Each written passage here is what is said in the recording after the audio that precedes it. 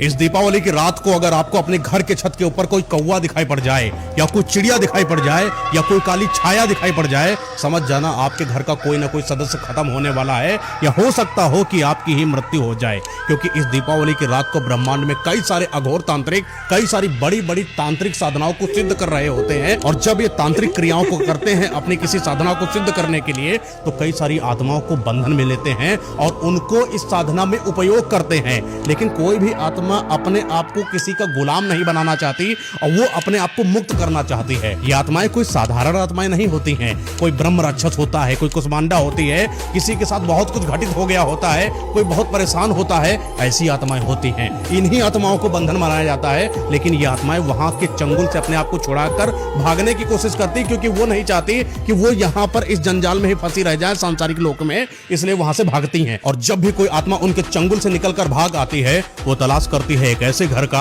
एक ऐसे सदस्य का जिसके शरीर के अंदर वो प्रवेश कर जाए, और जब आप उसको दिखाई पड़ जाते हो तो आपके शरीर के अंदर प्रवेश कर जाती है। अब जैसे ही वो प्रवेश कर चुकी है, धीरे धीरे वो आत्मा आपके घर के अंदर लड़ाई झगड़ा चालू कर देगी, धीरे धीरे आपके सदस्यों को खत्म करना चालू कर देगी, धीरे धीरे उनकी मति भ्रष्ट होना चालू हो जाएगी, धीरे धीरे वो आत्मा आपको ही मार देगी। और जब आप खत्म होगे, आपकी आत्मा के साथ साथ वो अपने आप को भी इस दुनिया से मुक्त करने की कोशिश करती है, जिससे वो आसानी से इस बैतरणी नदी को क्रॉस कर पाए और अपने इस सांसारिक लोक को हमेशा के लिए छोड़ पाए। इसीलिए दीपावली की रात के बाद से सबसे ज्यादा मौतें होती हैं।